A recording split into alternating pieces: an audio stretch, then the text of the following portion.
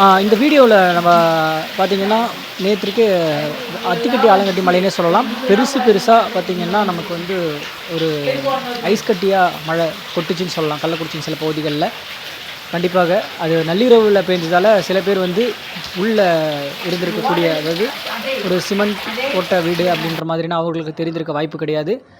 ஒரு ஷீட்டோ அல்லது இந்த ஓடு அப்படி இருக்கக்கூடிய ஒரு வீட்டில் மட்டும்தான் நமக்கு அந்த எந்த அளவுக்கு அந்த மழையின் தன்மை இருந்தது அப்படின்னு சொல்லலாம். சில மணி நேரங்கள் கொடுத்திருந்தாலும் வலுவான மழையாக கொடுக்கக்கூடிய சூழ்நிலை தான் இருந்துச்சு. இப்படி ஓரிரு இடங்களில் மழைப்பொழிவு கொடுத்திருக்கக்கூடிய ஒரு நிலை என்பது பார்க்க முடிகிறது. தமிழக மக்கள் அனைவருக்கும் இனிய மாலை வணக்கம். மார்ச் 20 வெள்ளிக்கிழமை மாலை அறிக்கையாக இந்த வானிலை அறிக்கையானது பதிவு செய்யப்படுகிறது. அதிகாரப்பூர்வ அறிக்கைக்கு இந்திய வானிலை அறிக்கையை பார்க்கும் இது உங்கள் ஏஜிஎஸ் வெதர் அப்டேட் சேனல். குறிப்பிட்டிருந்த தேதியில் 18, 19 தேதிகள் தமிழகம் மற்றும் புதுவையில் சற்றே வெப்பச்சலன இடிமழையானது மாலை இரவு இடிமழையாக கொடுக்கக்கூடிய ஒரு நிலை இருக்கும். 20 தேதிகளில் அதனுடைய தாக்கம் என்பது மெல்ல மெல்ல குறைய தொடங்குகின்ற ஒரு அமைப்பாக இருக்கும் அப்படின்ற மாதிரி எதிர்பார்த்த ஒரு சூழ்நிலை.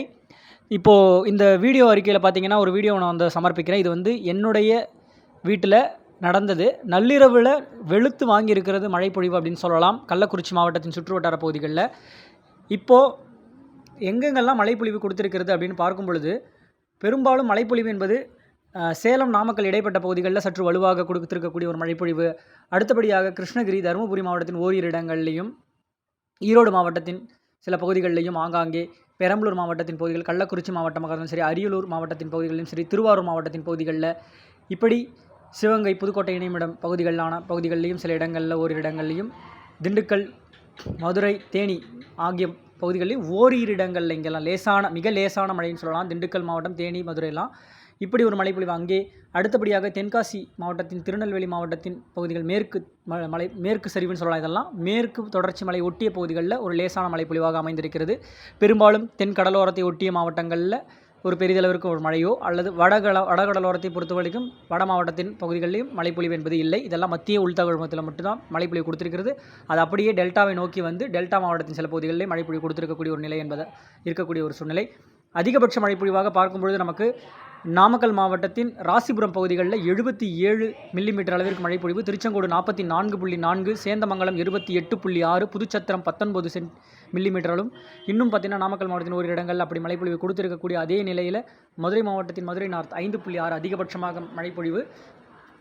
கிருஷ்ணகிரி மாவட்டத்தின் தேன்கனிக்கோட்டை 16 மில்லிமீட்டர் அளவிற்கும், தள்ளி 15 மில்லிமீட்டர் அளவிற்கும், ராயக்கோட்டை 9 மில்லிமீட்டர் அளவிற்கும், ஜம்புக்காப்பட்டி 6.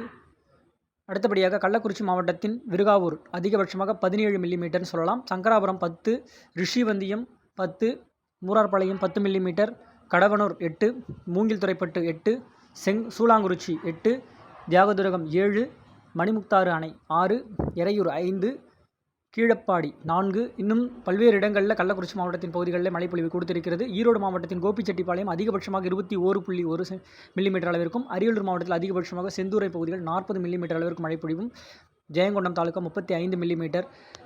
அடுத்தபடியாக தருமபுரியின் நல்லப்பள்ளி 5 மில்லிமீட்டர். இன்னும் ஒரு இடங்களில் லேசான மழைப்பொழிவு, பெரிதளவிற்கு ஒரு தருமபுரி பகுதிகளில் இங்கே மழைப்பொழிவு என்பது பதிவாகலை. அதனைத் தொடர்ந்து பார்த்திங்கன்னா இன்னும் பல்வேறு பகுதிகளில் மழைப்பொழிவு ஆங்காங்கே ஒதுக்கி இப்படி கொடுத்துருக்க மழைப்பொழிவின் தாக்கம் என்பது இனி வரக்கூடிய நாட்கள். இப்போது இந்த அறிக்கை கொடுக்கக்கூடிய அந்த வேலையிலே பார்த்திங்கன்னா தென் மேற்கு மாவட்டத்தின் பகுதிகளில் சில இடங்கள் ஆங்காங்கே அப்படின்ற மாதிரியும், தென் உள் மாவட்டத்தின் சில பகுதிகளில் மதுரை, பேரையூர் பகுதிகளாக இருந்தாலும் சரி, இன்னும் சற்று உள்ளே தென்காசி, விருதுநகர் போன்ற ஓரிரு இடங்களில், கன்னியாகுமரியின் சில மாவட்டத்தின் பகுதியில், திருநெல்வேலி, நாலுமுக்கு ஊத்து போன்ற அந்த மேற்கு மாவட்டத்தை ஒட்டிய பகுதிகளில் மழைப்பொழிவு கொடுத்துருக்கக்கூடிய ஒரு நிலை என்பது இருக்கும்.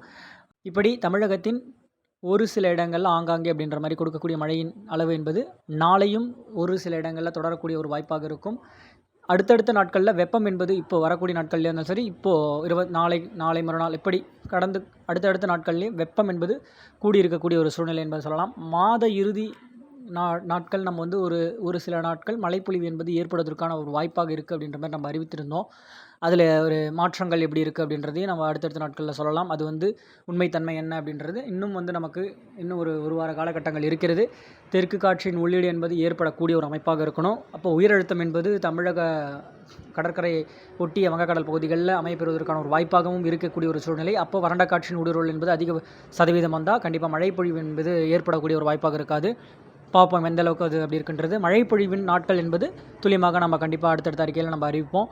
இப்போ நம்ம கொடுத்துருக்க அறிக்கையின்படி நம்ம கொடுத்திருந்த தேதிகளில் சென்னை உள்ளிட்ட பல்வேறு பகுதிகளிலையும் நேற்றுக்கு முன்தினம் அந்த நள்ளிரவு அதிகாலை வேளையில் கொடுத்துருக்கக்கூடிய ஒரு சூழ்நிலை.